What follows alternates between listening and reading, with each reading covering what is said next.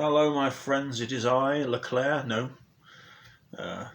some of you are round about my age will probably get that joke. If you're under 40, maybe not. No, it is I, James, Councillor James, up here in rather sunny Rhyl today, which is nice.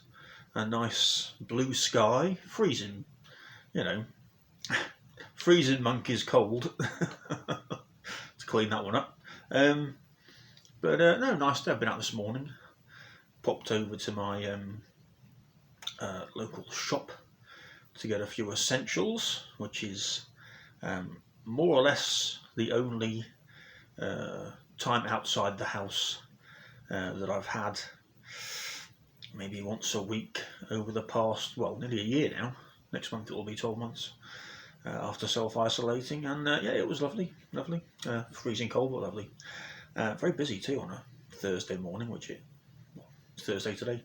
Obviously, that's why I said it. Anyway, so today's topic, homelessness, or rather, the response to homelessness. Now, I don't know where you are in the country. Where I am here, our county council, Denbighshire County Council, have announced recently in the local press that due to Welsh Government's, or part of Welsh Government's response to the fallout from COVID in the communities, that they will be trying to purchase, refurbish and open an emergency housing shelter, basically. I think it's for something like 18, 20 units, something like that, I think, from memory, which is fantastic news, absolutely wonderful.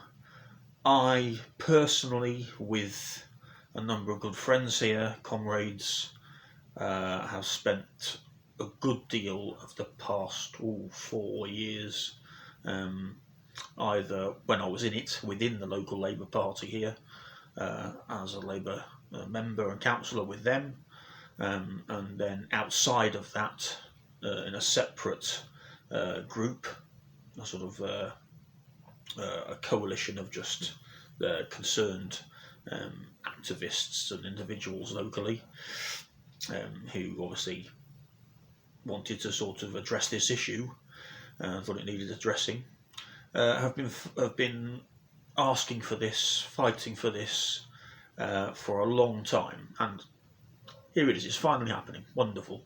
So even in normal times, how homelessness, people out on the streets,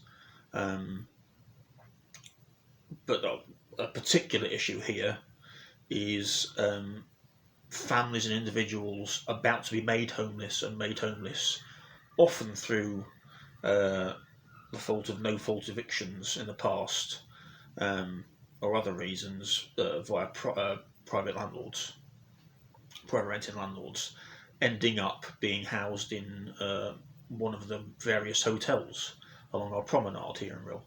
Now, of course, there's been an ongoing problem year after year.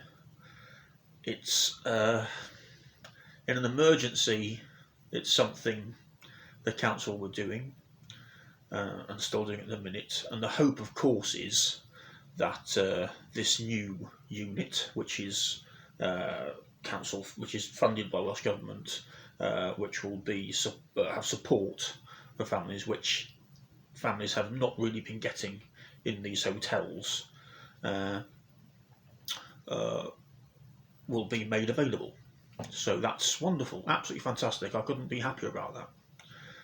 In fact, let's see, it must be almost 2 years ago now, but about a year before lockdown happened, so it'd be sort of January, February 2019. It would, yeah, I think so, yeah, from memory. There was a bit of a scandal here because one of the councillors that I know on DCC for Plaid Cymru had found out, somehow, I'm not sure how, had found out that some of these homeless individuals and families were being moved quietly out of the hotels without any sort of information, really, until they were going. That they were going where they were going. Quite a number were being taken outside of the area, to places they didn't know, didn't have support, family, friends, and all of that. Because, of course, the other problem here, which I'm maybe the same way you are, is there's a chronic lack of social housing. Absolutely chronic. Unfortunately, and this is the flip side of the coin on the housing and homelessness issue, is yes, we've got an actual emergency supported unit finally arriving in the town, but then where do you move those families and individuals onto long term? Because unfortunately, Welsh Labour here and the Conservatives, who basically control the cabinet in our council, and the independents that they sort of bring into cabinet with them, are absolutely obsessed and have been obsessed with affordable housing, trumpeting what they've done as much as supporting any sort of, almost any plan from any housing association, contractors to build affordable housing. Absolutely 100% supported, pushed through, no matter, there's a specific thing that I got involved with not long after I was elected on behalf of my residents, which put me at odds with all of this, all of those councillors, developers, etc., which is still sort of ongoing, really. And to my sort of surprise, I suppose, I don't know why I was surprised at the time, these councillors then and still think that affordable housing somehow helps the homelessness problem that's already here before COVID and the fallout from COVID. And the families, I was accused of, when I was supporting my residents who had, as I did, misgivings about one specific project and the way it was being done, and sort of rough-ridden over our concerns. I was accused by fellow Labour councillors at the time, very loudly, publicly, of trying to make the homelessness problem worse, trying to sort of, throw homeless people under the bus locally. I had to point out to them that affordable housing is not the same as social housing. In this unit I'm talking about that's going to be built, there are 18 units being built, out of which only 2 are for social housing purposes, and that's for residents over a certain age, I think over 50, if I'm correct.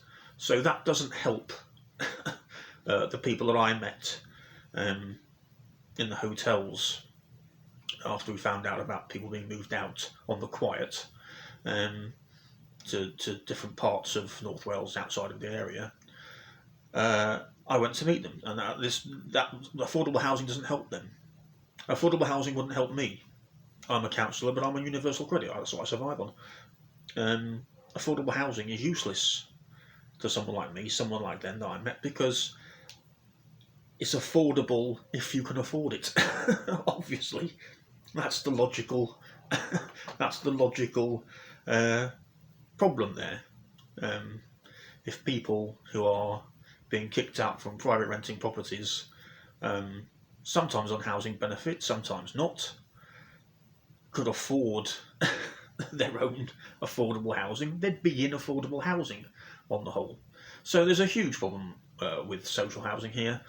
Quite a bit of that's to do with the way social housing or house building has been funded or done through housing associations. That's a whole different topic, of course. It's very likely the same way you are. It's a chronic issue here. So anyway, I'm delighted as a town councillor to finally have this supported, funded emergency housing application, planning application, come before me and the rest of the town council planning committee at the last committee meeting I attended via Zoom. They always are. Fantastic. I was absolutely disappointed, to put it mildly. Not shocked, because I was in that party for 3 years here, Welsh Labour I'm talking about, so I know what goes on internally behind closed doors, and I've seen how some Welsh Labour councillors act and behave. I was dismayed to see that the senior Welsh Labour councillor here, who is the councillor for the most deprived ward in the whole of Wales out of more than 1,000, their ward has climbed to the top of the Welsh index of multiple deprivation, around about, let's see, when was that? Again, about, I think it was about just over a year ago. We've become aware of that. And so obviously one of those factors is homelessness in the wind. One of the reasons, an area climbs up, in the sort of charts, as it were, of index of multiple deprivation, is housing insecurity, homelessness, along with food poverty, etc., unemployment, things like that. So this councillor's ward is number one in Wales. Yet, when this came up before us, not only did this person, and I could be wrong, it might not be the only one, but one of the few that not only voted against the application, did not support the application from the council, but during our general meeting before the committee meeting, because our meetings, if it's finance and general purposes or general, are then followed immediately by committee meeting for planning committee. In the previous meeting, had spent about 20 minutes ish, maybe a bit longer, giving a sort of a half. It was supposed to be a debate, apparently. She was opening up a debate about planning or something. That was what it was billed out on the agenda. She actually spent 20 minutes basically going on a tirade about, and I hadn't realised, it must have been leading up to this application, well, linked to it anyway, as they voted against it, a tirade specifically about charities and local authority projects aimed at alleviating homelessness and other things such as benefits issues, so benefits advice, things like that. But basically aimed at sort of charities setting up shop in their ward, the most deprived ward in Wales, to alleviate the issues. I think the term benefits people, that these things were only aimed at helping benefits people, didn't appreciate that. But the general gist was not in my backyard, or no longer in my backyard. I'm not supporting any more of these sorts of projects from the council or from the third sector in my ward. Absolutely disgusting. Frankly, this is where Labour's at. This is why I am no longer, part of why I am no longer part of Labour. Want nothing to do with Labour, Welsh Labour in particular. Absolutely disgusting. Unfortunately, this was not going out live, because I found out at the same meeting that none of our Zoom meetings are posted for our residents to see. We were told that they were recorded for note-taking purposes and then deleted. So you're only going to hear this from me right now in this video. So that's where Welsh Labour is. And let's not forget, this is not only the long-standing senior Labour councillor opposing help that's been needed, and as I say, I and others have been campaigning for years, and is finally here, opposes the application. Before that, spends 20 minutes a tirade against any sort of help in that sense, claiming it's more damaging than helpful. Don't ask me. To who would be my question. Of course, made out it was more damaging to the people themselves that it was supposed to help. Very strange, no sort of logical connect there at all, because of course it was nonsense. But to my knowledge, because I've done a lot of, I've before becoming a councillor and as a councillor, I've been connected, volunteering with charities and organisations specifically aimed at alleviating the suffering, some of the suffering and struggles and poverty in that ward. I grew up in that ward, and I have to say, the complete lack of interest from Welsh Labour and the councillor in charge there of that area for a long time have been absolutely clear to me, absolutely clear. And here we are. This is the culmination. After a year of COVID restrictions, lockdown, which have resulted, and of course are going to result in more people losing their housing because they can't pay their rent, or for various other reasons that their landlords may decide or not decide to remove them, or maybe want their houses for themselves because they've lost their jobs and they need a house.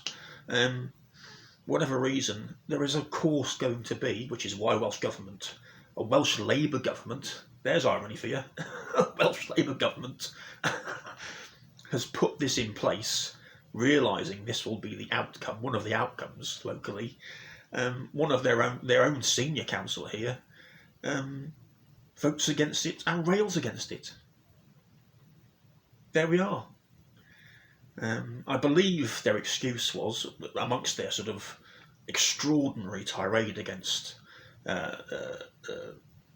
any help or any of this sort of thing at all, aimed at helping at all, was, I believe that they said, I understand people can't be made homeless or can't be kicked out of their homes until March. Of course, talking about moratorium on evictions.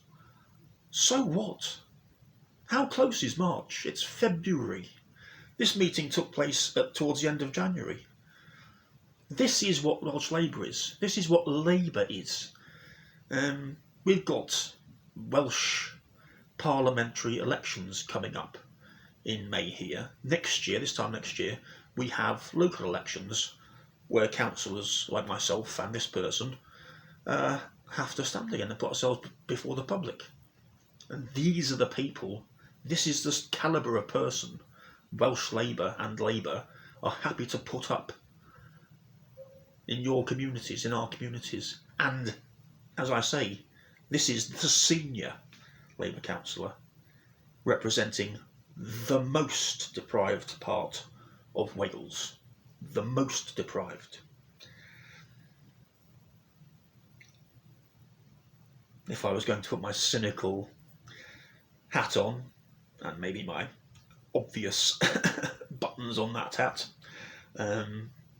what I heard really, or the subtext to that rant about third sector organisations aimed at helping benefits people, and homelessness turning up in this person's ward, the most deprived ward. What I heard was classic NIMBYism. What I heard is not in my backyard. What I heard is I'm not going to be blamed for my ward rising, after years of me representing it, rising to the top spot that nobody wants to be in. I ain't going to get blamed for it. I'm not taking any share of the blame. It's down to these people. It's down to these organisations. It's down to the council. Nothing to do with me. So there's not even a modicum of accountability. There's not even, nothing. If I'd been the senior leading councillor on county council and town council for a group, for the Labour group or whatever group, for donkey's years, with the position I had, in charge of a ward that's always suffered from these problems. I know I grew up there.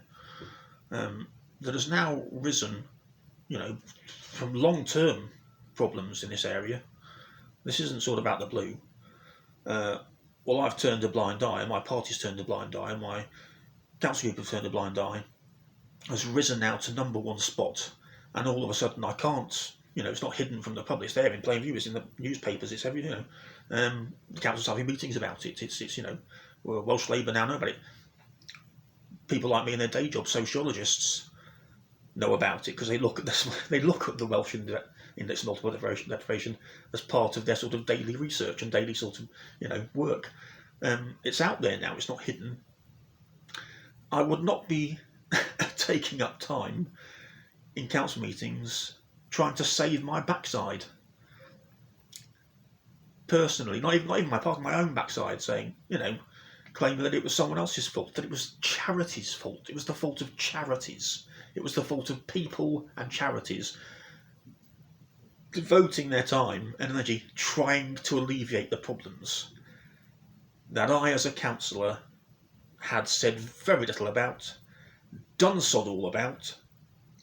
And I'll leave you with this. Well, not long after I was elected on the council, I and all the other councillors were invited to one of probably the most prominent third sector charity, which I'd actually volunteered for some years before, to go and see their refurbished offices.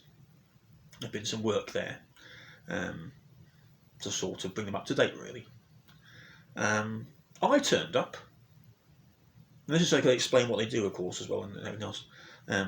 So they do everything, really. They help with everything for people who need help. Housing, food bank, referrals, everything, really. Council tax reduction, everything, mostly aimed at benefits people. Most of the sort of traffic footfall you get through there. I turned up, our clerk turned up, and we sat there, and it became apparent to the chief executive of this place, the manager, the senior advisor there, and then slowly to me in the clerk, that nobody else was turning, and nobody else did turn up. I was it. So this is the sort of priority given by Welsh Labour, the party of socialism, the party of social justice, the party that cares about the poor, the party that cares about the working class. Because this is a working class area we're talking about here. So there we are.